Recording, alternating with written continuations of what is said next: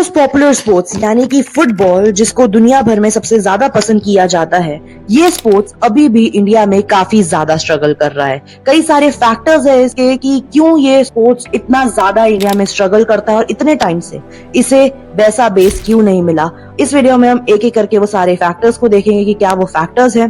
So hello everyone, मेरा नाम जिज्ञासा है और मैं अपने चैनल पे स्पोर्ट्स से रिलेटेड वीडियोस बनाती रहती हूँ। तो अगर आप एक ऐसे इंसान है जो स्पोर्ट्स से रिलेटेड वीडियोस में इंटरेस्टेड है तो आप मेरे चैनल को जरूर सब्सक्राइब कर सकते हैं। साथ ही अगर आप फुटबॉल में इंटरेस्टेड है तो ये वीडियो सिर्फ आपके लिए है। तो चलिए वीडियो को स्टार्ट करते हैं। सबसे पहले हम बात करते हैं फुटबॉल के बैकग्राउंड के बारे में इंडिया में। तो फुटबॉल की अगर हम बात करें तो इंडिया में इसका इतना डीप रूटेड हिस्ट्री रहा है। 19th सेंचुरी के एंड में ब्रिटिशर्स के साथ ये स्पोर्ट्स इंडिया में आया और जो फुटबॉल फेडरेशन ऑफ इंडिया है, जिसको हम FFI के नाम से भी जानते हैं, इसका इस्टेब्लिशमेंट 1937 में हुआ था। और इंडियन फुटबॉल का कुछ हिस्ट्री जो है वो काफी अच्छा और चैलेंजिंग मोमेंट से भरा हुआ है। अगर हम बात करें 1950 में तो इंडिया ने first time FIFA world cup के लिए क्वालिफाई भी कर लिया था, पर बाद में जाके फंड्स ना होने के कारण इंडिया ने वहां से अपना नाम विड्रॉ कर लिया था और उसकी जगह ओलंपिक्स में अपना नाम दर्ज कर लिया था। साथ ही साथ अगर मैं क्लब्स की बात करूं तो इंडिया के सबसे दो पुराने क्लब्स की अगर मैं बात करूं तो सबसे पहला क्लब है मोहन बगान क्लब और उसके बाद है ईस्ट बंगाल क्लब। तो ये दोनों जो क्लब हैं ये इनका ओरिजिन कोलकाता से है। तो ये दोनों क्लब्स जो हैं ये सबसे पुराने क्लब्स हैं। वहीं अगर मैं अब आगे थोड़े अचीवमेंट्स और प्लेयर्स के बारे में भी आपको बताऊं तो इंडिया के फुटबॉल हिस्ट्री में कुछ खास नाम भी हैं। और सबसे बड़ा नाम अगर मैं लूं तो वो है सुनील छेत्री, जो कि एशिया के टॉप गोल स्कोरर में से एक है। उसके अलावा अगर मैं बात करती हूँ बाईचुंग भूटिया, जो कि एक फुटबॉल के लेजेंड है इंडिया के, उन्होंने फुटबॉल को नई हाइट्स तक पहुंचाने में काफी ज्यादा मदद की है। 1962 में इंडिया ने एशियन गेम्स में फुटबॉल में गोल्ड मेडल जीता था। साथ ही साथ इंडियन फुटबॉल टीम के पास SAFF के भी काफी सारे जो टाइटल्स हैं उनके नाम हैं। पर तब भी इन सब के बाद भी फुटबॉल को वो बेस अभी तक इंडिया में नहीं मिला, क्योंकि कई सारे फुटबॉलर्स हैं इंडिया में पर बहुत ही कम लोग फुटबॉल को उस नजरिए से देखते हैं। हालांकि ISL यानी कि इंडियन सुपर लीग जो 2014 में जिसकी शुरुआत हुई थी, उसने काफी कंट्रीब्यूट किया है फुटबॉल को आगे पहुंचाने के लिए। काफी सारे प्लेयर्स हैं जो आए हैं जिनको मौका मिला है ISL में, जिसकी वजह से फुटबॉल को थोड़ा सा ग्रोथ मिला है। और इसी के साथ साथ अब नजर डाल रहे हैं स्ट्रगल क्या है फुटबॉल के इंडिया में, कि क्यों फुटबॉल इंडिया में ग्रो नहीं कर पा रहा है। तो सबसे बड़ा चैलेंज जो है वो है लैक ऑफ इंफ्रास्ट्रक्चर।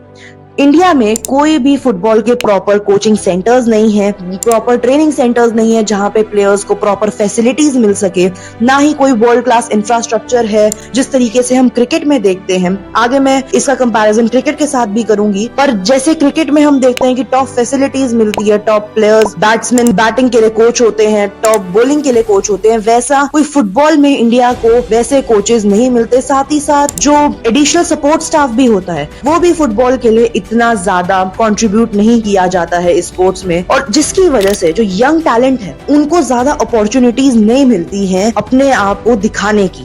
इसका दूसरा बड़ा कारण ये भी है कि कोई फाइनेंशियल बैकिंग नहीं, यानी कि फाइनेंशियल सपोर्ट है इस स्पोर्ट्स में पर इतना ज्यादा फाइनेंशियल सपोर्ट इसको नहीं मिलता है इस स्पोर्ट्स को। और साथ ही साथ मीडिया कवरेज भी इस स्पोर्ट्स की काफी ज्यादा कम है। हालांकि कुछ सालों में फुटबॉल को देखा गया है जिस तरीके से अब काफी ज्यादा फुटबॉल के जो लीग्स है वो सामने आती है, और अभी देखे तो फुटबॉल को काफी ज्यादा अब ग्रोथ मिल रहा है, पर ये उतना ग्रोथ अभी भी नहीं है जितना फुटबॉल को मिलना चाहिए। थर्ड और काफी क्रिटिकल फैक्टर है उनका फ्रैगमेंटेड स्ट्रक्चर, यानी कि मल्टीपल लीग्स और ऑर्गेनाइजेशंस जो हैं वो ऑपरेट करती है इस सिस्टम को, जिसकी वजह से कोई कोऑर्डिनेशन और फेडरेशन के बीच में कोई विजन नहीं है। ISL के आने के बाद हालांकि ये कुछ चीजें स्टेबल हुई हैं, बट अभी भी ISL को और ज्यादा लॉन्ग टर्म ग्रोथ में अभी भी देखना है कि कैसे वो फुटबॉल को और आगे प्रमोट कर सकती है।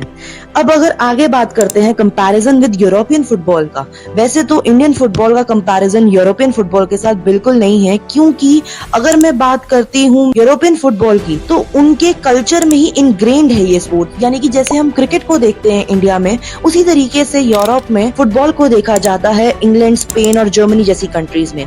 और इसी के चक्कर में वहाँ पे जो उनका इंफ्रास्ट्रक्चर है वो वर्ल्ड क्लास इंफ्रास्ट्रक्चर होता है, जहाँ पे उनको प्रॉपर ट्रेनिंग मिलती है, प्रॉपर फैसिलिटीज होती है, प्रॉपर सपोर्ट स्टाफ होता है और हर चीज वहाँ पे उनके लिए टॉप नॉच होती है। साथ ही साथ जो क्लब्स हैं वो क्लब्स भी काफी ज्यादा हेवीली इन्वेस्ट करते हैं ताकि वो टैलेंटेड प्लेयर्स को फाइंड कर सके और अलग अलग लीग्स जो है वहाँ पे हमें देखने को मिलती है, जिसकी वजह से हमें फुटबॉल में यूरोपियन की साइड से बेटर प्लेयर्स दिखते हैं और साथ ही साथ कांस्टेंट रिजल्ट भी हमें देखने को मिलता है। आगे बात करते हैं, अगर हम क्रिकेट से कंपैरिजन करते हैं स्पोर्ट्स का, तो फिर क्रिकेट को यहाँ पे मैसिव इंफ्रास्ट्रक्चर मिलता है, फैसिलिटीज मिलती है, अलग अलग डोमेस्टिक लीग्स होती है, आईपीएल और इंटरनेशनल सक्सेस भी क्रिकेट का ऑब्वियसली फुटबॉल से काफी अच्छा है। और फुटबॉल की अगर मैं बात करूं तो फुटबॉल में इंडिया में काफी ज्यादा पोटेंशियल है, बस उसको एक मेजर पुश की जरूरत है ताकि हमें वैसे आउटकम्स मिल सके। तो आपको क्या लगता है कि ऐसे क्या चेंज करना चाहिए सिस्टम में जिसके बाद हम फुटबॉल को भी उसी नजरिए से देख सकते हैं जैसे हम क्रिकेट को देखते हैं, और जिस तरीके से यूरोपियन फुटबॉल है इंडिया भी अपनी पोजीशन एक वैसे यूरोपियन फुटबॉल की तरह बना सकता है? ऐसे क्या क्या चेंजेस हैं, अपनी राय कमेंट सेक्शन में जरूर बताइए।